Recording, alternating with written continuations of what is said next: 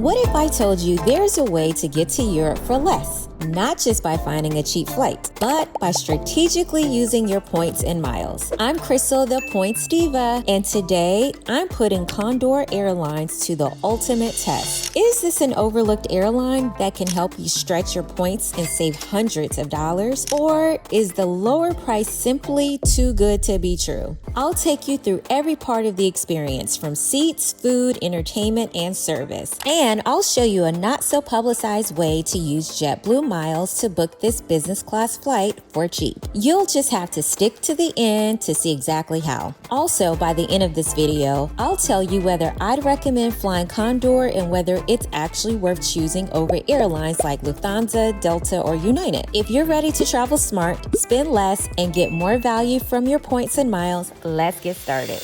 All right, guys, so I have to say, this trip has been a journey, and we are just leaving, okay? I just have to take a breath. So we finally made it on our flight, our Condor flight. Mr. O is not on this flight because he had to check our bags because our original flight was delayed, but the kids and I are on the flight and we're settled. And now I can finally relax with a little glass of bubbly, and I'm happy. I have so much to say about this, but so far, I love the flight. The kids are like loving this, even though they've been in business class. I mean, we probably do it just once a year, but Atlas is like, I am so happy. This is the best flight ever. Do y'all hear him? He's like, Aspen, do you love this? Do you like this? This is why I do it. Let's keep watching to see how the rest of the product is. Once settled, I browsed the menu to see what the kids and I would eat. Some airlines will offer a kid-friendly dish. Unfortunately, they didn't offer this, so I ordered shrimp for each of us.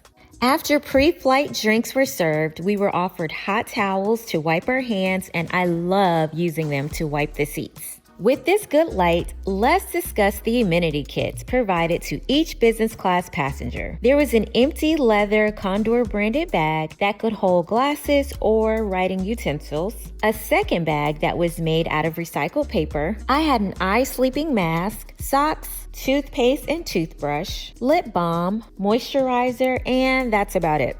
The first course started with a balsamic salad, duck, beef tartare with pesto sauce, and of course, a German pretzel.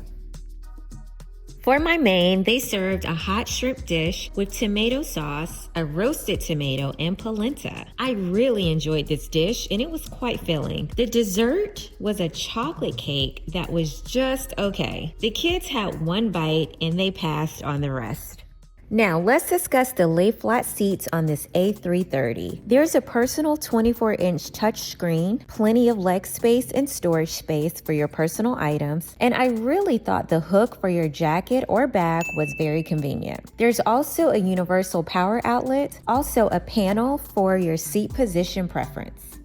Once the food service was over, it was time for a few hours of sleep. They offered mattress pads for your seat, which was a nice touch. However, I was a little surprised when I asked the flight attendants for help with the bed. They were a little nasty. So I decided to not make a fuss and just do it myself. I was a little caught off guard since they were helping other passengers, but once the kids were tucked in, it didn't take long for them to knock out. So parents, I always recommend booking an overnight flight to help your kids sleep through the flight.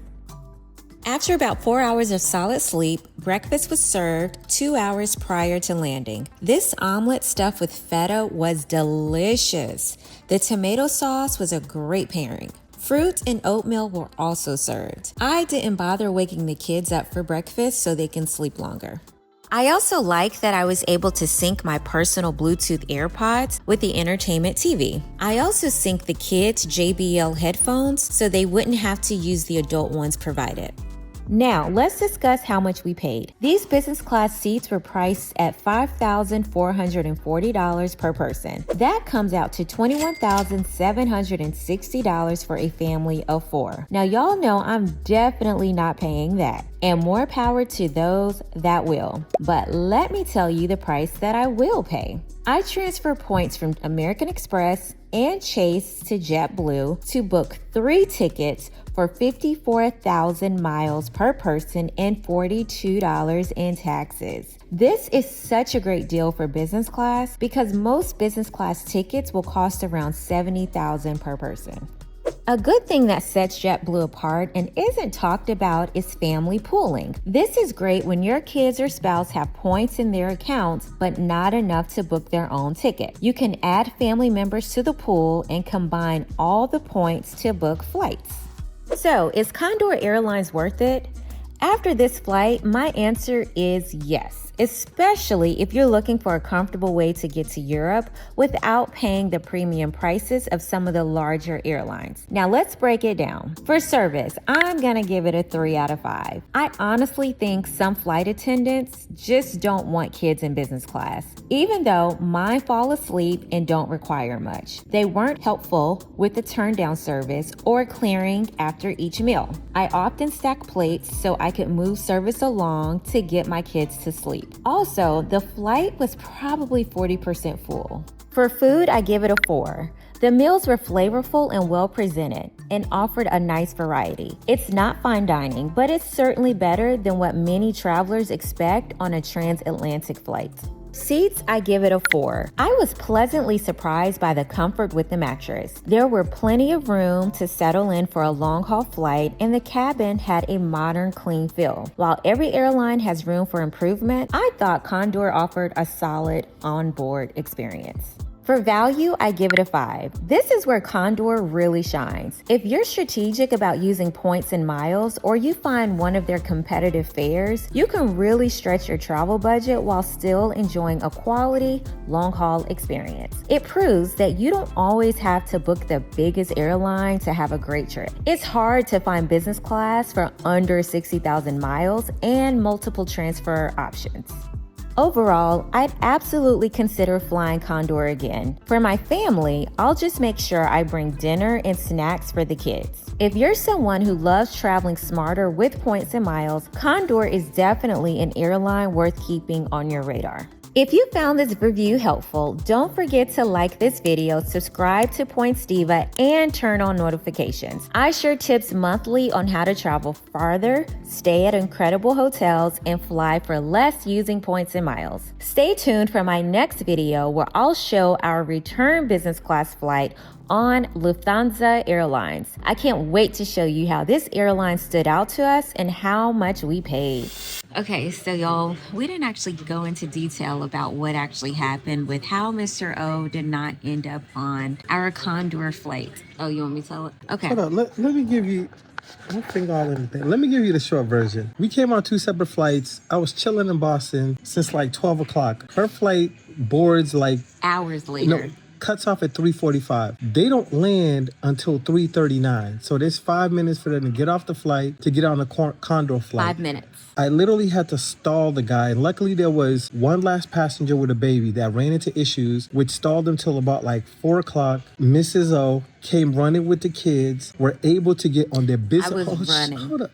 Were able to get on their business class flight, all 3 of them, going to Frankfurt and then all the way to Croatia. Because their bags got late, it was too late to check the bags. I stayed back. I had to buy a separate ticket for like, I think it was like $750 on a whole nother airline. And then I had to pay $260 to check 2 big bags in. So it cost me $1,000 to fly economy and then meet them in Frankfurt. And I was packed in the back like sardine cans while they was over there sipping champagne, whatever they were, on a business class flight. But the part of the story is, it was better for them to get on the business class flight and me pay for 1 ticket than everybody missed their flight. And then we'd have to buy 4 new tickets plus pay for luggage just to try to get there. So for me, that was a win. Yeah. You know, like that was a win. Because that was cheaper. It was cheaper for him to buy a ticket for himself with the luggage than the kids.